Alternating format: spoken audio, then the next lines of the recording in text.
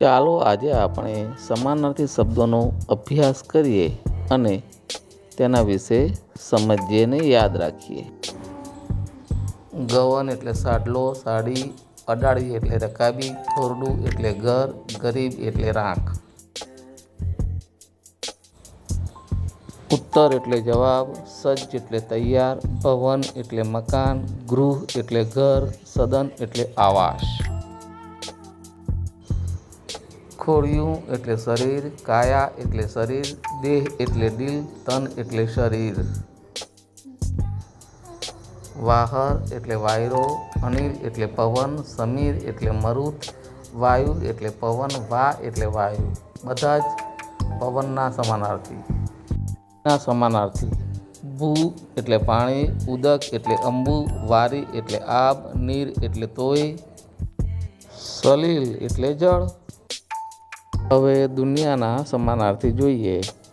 ભુવન એટલે જગત. આલમ એટલે દુનિયા. વિશ્વ એટલે દુનિયા. સંસાર એટલે લોક એટલે દુનિયા. એ જોઈએ મનેખ એટલે માણસ. માનવી એટલે માણસ. મનુષ્ય એટલે માનવ. ઇન્સાન એટલે પણ માણસ. હવે પુરુષના સમાનાર્થી. આદમી એટલે પુરુષ. નર એટલે પુરુષ. મર્દ એટલે ભાયડો. સ્ત્રીના સમાનાર્થી. औरत એટલે સ્ત્રી. બાઈ એટલે સ્ત્રી. નારી એટલે સ્ત્રી. આ શબ્દના સમાનાર્થી. મા એટલે જનેતા. જનની એટલે માતા. અંબા એટલે જન્મદાત્રી એટલે માતા. સૂર્યના સમાનાર્થી. સૂરજ, ભાનુ, રવિ, અરુણ, સૂર્ય, દિનકર, પ્રભાકર, મરીચી, આદિત્ય, હિરણ્યગર્ભ, સવિતા અને માર્તંડ. સવારના સમાનાર્થી. સવાર એટલે પ્રભાત. ઉષા, પરોઢ, સૂર્યોદય, અરુણોદય, પ્રાગળ, મળસ્કુ.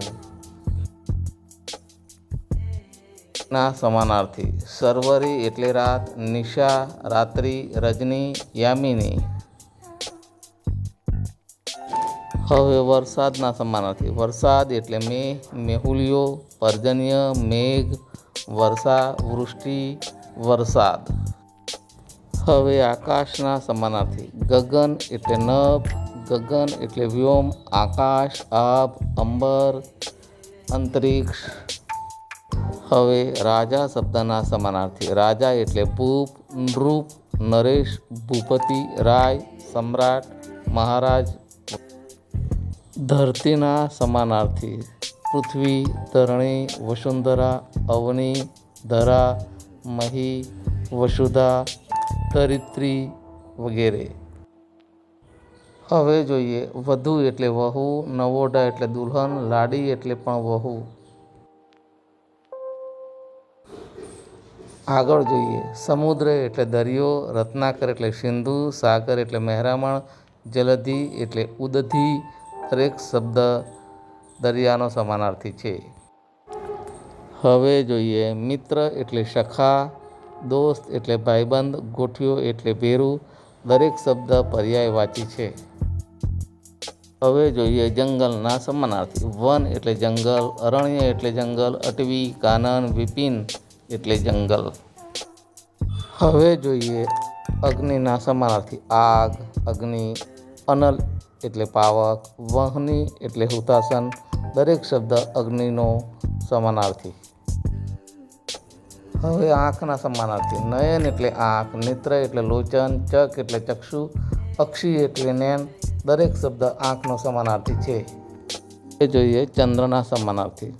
શશી, ઇન્દુ, સોમ, નિશાચર, ચંદ્ર, ચાંદ, રજનીશ, મયંક, સુધાકર. હવે જોઈએ અમીર એટલે તવંગર. ધનવાન એટલે માલદાર. શ્રીમંત એટલે પૈસાદાર.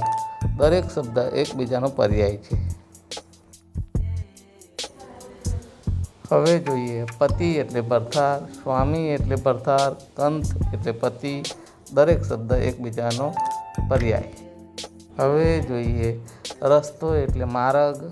પંથ, પથ, કેડો વગેરે. હવે જોઈએ નદીના. નદી, સરિતા, લોકમાતા, તટીની, શૈલજા, શૈલપુત્રી, સ્ત્રોતસ્વિની, નિમ્નગા, પર્વતપુત્રી, અપગા વગેરે. હવે જોઈએ પર્વત એટલે પહાડ, શૈલ, નગ, ગિરી, અચલ, ડુંગર. હવે જોઈએ બાપ શબ્દ. બાપ એટલે પિતા, જનક એટલે પિતા, તાત જન્મદાતા વગેરે. હવે દીકરી શબ્દના.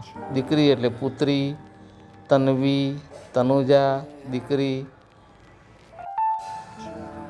પુત્રનો અર્થ દીકરો, પુત્ર, પૂત, તનોજ, તનમાંથી પેદા થયેલો તનોજ. ભાઈ એટલે બંધુ, ભ્રાતા, સહોદર. વૃક્ષ એટલે ઝાડ, તરુ, પાદપ, દ્રુમ. ફૂલ એટલે પુષ્પ, કુસુમ, પ્રસૂન, સુમન. સિંહ એટલે વનરાજ, કેસરી, સાવજ, મૃગેન્દ્ર.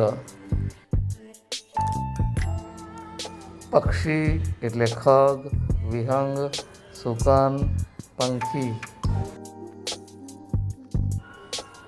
હૈયું એટલે ઉર, અંતઃકરણ, હૃદય, દિલ, હૃદયું. પ્રકાશ એટલે અજવાળું, તેજ, આલોક, ઉજાસ, અજવાસ. હાથ એટલે હસ્ત, બાહુ, કર, ભુજા. શિશુ એટલે બાળક, અર્ભક એટલે બાળક, બચ્ચું એટલે બાળક. પ્રભુ એટલે દેવ, ઈશ્વર, પરમાત્મા, પરમેશ્વર, ભગવાન. પગ એટલે ચરણ, પાદ એટલે પાય. વિડીયો ગમે તો લાઈક અને શેર કરજો. તમને સૌને નમસ્કાર. તમને વિડીયો ઉપયોગી નીવડે એવી